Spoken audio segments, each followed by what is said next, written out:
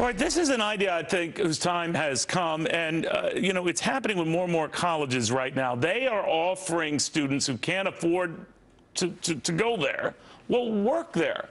Work for those credits. It's a trend right now that's being led, oddly enough, by Kentucky's Berea College. Its dean, Chad Berry, joins you right now. There are many other colleges, Thomas Aquinas in California, with the College of the Ozarks in Missouri, doing similar things. But he really is the ringleader in a lot of this. And the idea, I guess, Dean, is to give kids a chance they otherwise would not have, right? That's right. Berea exists to serve the underserved and to provide those lowest socioeconomic students a really high-quality education. Well, how does it work then? We do that in part through our work program. Well, our work program gives every admitted student a job on campus in 123 different places, from custodial work to working on our college farm to working in dining services.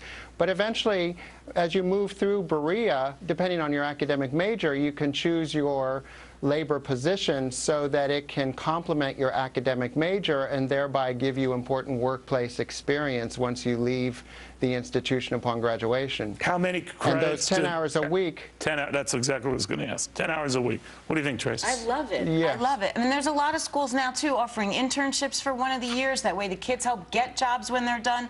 Look, if you're going to cough up $40-something thousand a year, you better guarantee me that my kid has a job at the end, or I'm going to have to think about other options. What if the experience isn't necessarily related to that major, but it's more just to pay the bills, work at the library or the cafeteria? That's where I'm concerned. Is that taking away a real job from an adult who's not in school? And I guess that's a question for the dean.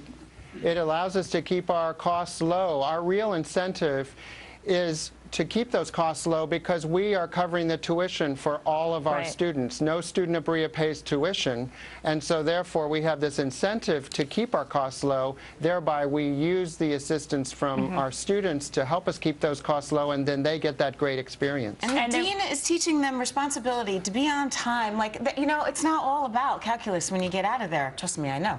Yeah. Well, I think, Tracy, that's the problem with some of the kids, too, guys. You know, some of these kids that go to, say, some of these bigger institutions feel like, hey, they deserve a job when they go out of college. They feel like they don't need to work during college because they want to focus on calc or whatever it is. The reality is we got to get the youth, the kids, in the mood to work right from the onset. All right, but 10 hours a week, that isn't too taxing, but... It's $2.80 an hour. $2.80 an hour, basically, is what they're making. I know they're getting credit and tuition is kept low because of it, but that's the wage that they're making. But right? it's providing an education they wouldn't get. I would think you don't have to pay them at all. No, we pay them.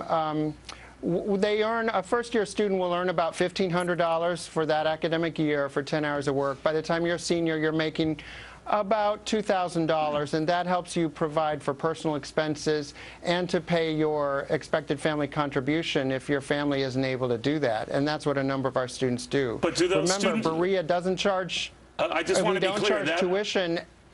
That's exactly it. So it doesn't charge tuition, but these kids, I mean, will room and board be covered, or is it just tuition? A little bit more than 50% of each incoming class doesn't pay anything. Their expected family contribution is $0. So our average amount for first-year students next fall is $1,100 for the academic year to come to Berea College. And so those labor earnings, I said, were $1,500 a year. So if you get no assistance from your family, you can still pay the costs of your first year without going into any debt. Wow. And a third of our graduates do graduate with zero debt.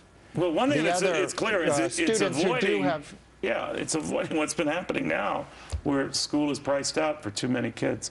So I like it, even though, Lauren, you do not. Well, have you seen a spike in applicants? You will now. Oh, we get quite a few applicants. But remember, we're the only institution in the country that will turn down a student if he or she comes from a family who can afford the high cost of quality education. I'm just thinking, and that's where we're really different. If they had this in either college, let's say you assign me to the cafeteria, you'd lose one. But I'm glad you're not doing that, Dean. Very good seeing you. No, we'll we're see not what happens. Well, a lot of these kids, maybe they'll be able to save up on some pretty nifty toys and gadgets. Remember the Dick Tracy one when he's talking into his wrist and, you know, what's worse is someone's talking back. It's all the rage, and it's now here. Are you ready?